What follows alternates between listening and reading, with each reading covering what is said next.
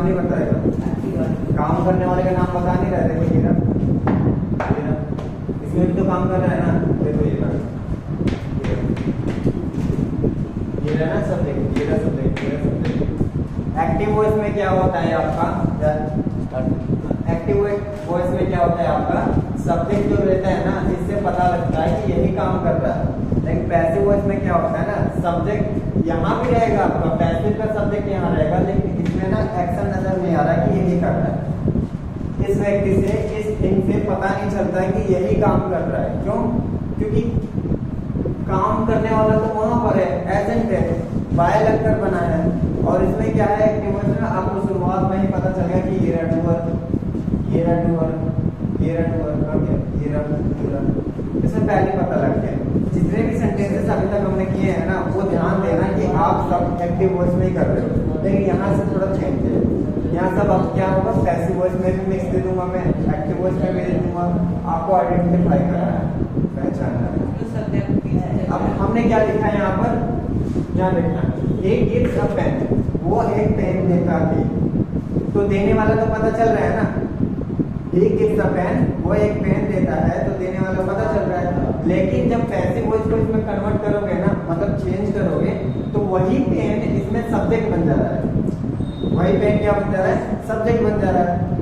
He gives a pen is given by him। अब ये जो डूअर है ना, ये लास्ट में आ रहा है इसके, और जो इज एम की मदद से ये पैसिव वॉइस बन रहा है, और गिव की जगह गिवन हो गया। ठीक है, अ पेन यहाँ का ऑब्जेक्ट, यहाँ का ऑब्जेक्ट इसमें सब्जेक्ट बना, इजे मार्क लग के पैसिव वॉइस की पहचान बनवाई। फिर इसके बाद क्या हुआ, ये जो डूअर है यहाँ पर डूअर का काम कर रहा है, लेकिन ऑब्जेक्टिव केस में प्रीपोजिशन के बाद क्या आता है, ऑब्जेक्टिव केस आता है। तो ध्यान देना ये। Second, you do not write a letter. आज हम इन्हीं 6 के 6 सेंटेंसेस में ये प्रेजेंट इंडेफिनिट ही खत्म कर देंगे, और आपको समझ के साथ साथ, हमारे समझ के साथ साथ कहाँ पर इज आएगा, क्यों आएगा, नेगेटिव, इंटरोगेटिव, सारे सेंटेंसेस आज ही अंडरस्टैंड कर लेंगे हम। क्यों ज्यादा आगे ले जाके फिर इस पे ऐसे ऐसे करके रूल बता के कुछ फायदा नहीं होता भाई, क्योंकि रूल एक रिपीटेशन का माध्यम होता है और कुछ नहीं होता है। रूल की वजह से हम क्या कर सकते हैं, बस उसे याद कर सकते हैं, समझ नहीं सकते हो। यहाँ पर हम समझने के लिए हैं, याद करने के लिए नहीं। ऊपर भी देखा होगा आपने, एक भी स्ट्रक्चर मैंने नहीं लिखवाया, क्योंकि सारे जो सेंटेंसेस होते हैं वो स्ट्रक्चर पे ही होते हैं, तो फिर स्ट्रक्चर का फायदा क्या हुआ। आ रहा है समझ में, ध्यान दो।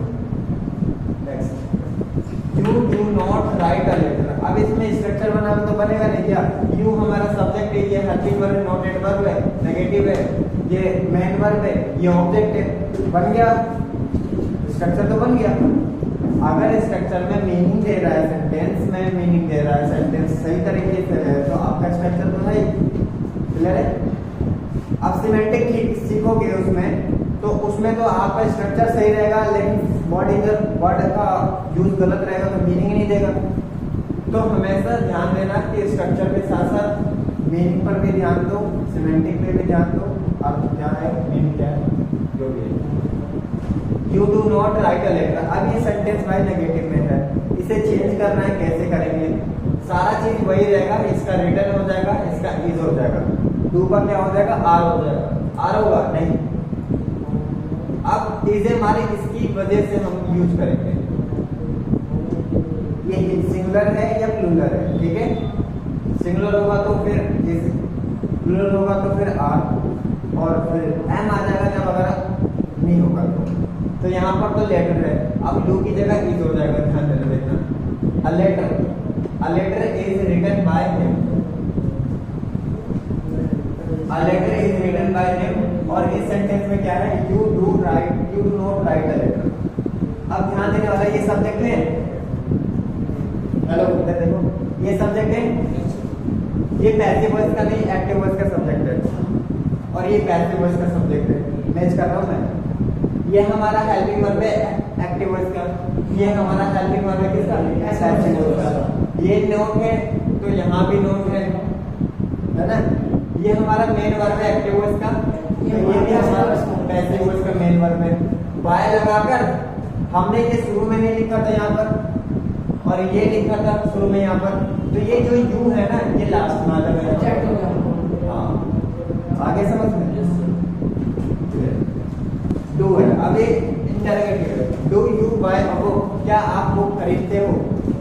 तो यहाँ पर क्या है, ये हमारा हेल्पिंग वर्ब है, ये हमारा क्या है सब्जेक्ट है, ये मेन वर्ब है और ये ऑब्जेक्ट है। तो ये ऑब्जेक्ट जो है ना ये इसमें पहले आ जाएगा, जैसे ये रहा, इसमें हेल्पिंग वर्ब पहले है तो हेल्पिंग वर्ब इसमें पहले आ गया, ध्यान देना। अब बुक है, एक बुक है तो इसी तो लगेगा, एंड थोड़ा लगेगा। तो ये फिर इसके बाद क्या है सब्जेक्ट है, तो यहाँ पर सब्जेक्ट किसका दिया है, ये दिया है, ये सब्जेक्ट है।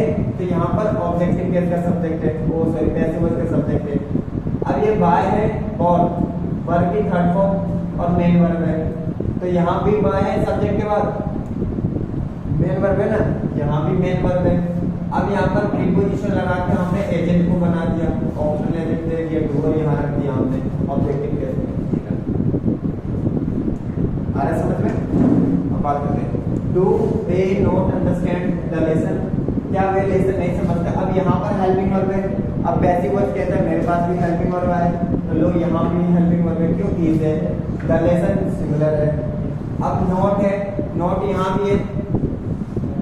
अब ये क्या है हेल्पिंग वर्ब है, तो हेल्पिंग वर्ब आया, तो हेल्पिंग वर्ब के बाद पैसिव का सब्जेक्ट अब तो पैसिव सब्जेक्ट ये रहा। फिर उसके बाद नोट है, तो यहाँ भी नोट है। फिर इसके बाद अंडरस्टैंड है, तो यहाँ वर्ब की थर्ड फॉर्म में अंडरस्टूड है वहाँ पर। फिर इसके बाय लगाकर फिर आप क्या कर सकते हैं, एजेंट को यूज कर सकते हो। मतलब इस स्ट्रक्चर से आपको इस स्ट्रक्चर को मैच करना है और सिंपल है, इसमें कोई बड़ा काम थोड़ा है, बस थोड़ा सा माइंड चेंज करने वाला होना चाहिए, करवाने वाला होना चाहिए। Why do you do this work? आप इस काम को क्यों करते हो। क्वेश्चन वर्ड है तो क्वेश्चन वर्ड भी पहले है इसमें, ध्यान देना। क्वेश्चन वर्ड इसमें पहले है तो क्वेश्चन वर्ड उसमें पहले है। डू है तो उसमें इज आ जाएगा, इज का यूज होगा हेल्पिंग वर्ब, तो ये रहा। अब सब्जेक्ट इसमें है तो उसमें पैसिव वॉइस का सब्जेक्ट है, देखो दिस वर्ब, इसमें एक्टिव वॉइस का सब्जेक्ट है यू, तो दिस वर्ब हो रहा यू ये रहा। अब उसके बाद ये मेन वर्ब है, तो वहां भी मेन वर्ब है, देखो थर्ड फॉर्म है, हां ठीक है ना। बाय लगाकर यू लगा दो आपको, ठीक है। बात समझ में। अब ना लास्ट है, why does he not watch TV. अब व्हाई पहले है तो व्हाई पहले वहां पे लगा दो, इज है डज की जगह इज लगा दो, और जो इसका ऑब्जेक्ट है एक्टिव वॉइस का वो इसके बाद रख दो। फिर इसके बाद नॉट आएगा, नेगेटिव सेंटेंस है क्योंकि। फिर इसके बाद मेन वर्ब आएगा वॉच है तो वॉच को कर दो। अब प्रीपोजिशन लगा के वाया लगा के आप ये क्या करो, कहाँ गया ये रहा, ठीक है कर दो, बस सिंपल है। थोड़ा सा आपको दिमाग यूज करना है, अपना माइंड यूज करना है, बाकी है मतलब हर चीज सिंपल है। इसमें पैसिव वॉइस कोई बड़ा काम नहीं है, कोई बड़ा लेसन नहीं है, बहुत आसान होता है। थोड़ा सा ना इधर उधर करने की जरूरत होती है, थोड़ा सा माइंड सेट की जरूरत होती है, और समझाने वाला अच्छा हो तो समझ ही जाएगा हर कोई, ठीक है। तो आज के लिए इतनी, फिर मिलते हैं नेक्स्ट वीडियो के साथ। आई होप आप समझ गए होंगे, समझ गए तो कमेंट कर देना, ठीक है। जो ना समझे हो वो भी कमेंट कर देना, मैं आपको वीडियो के माध्यम से समझाने की कोशिश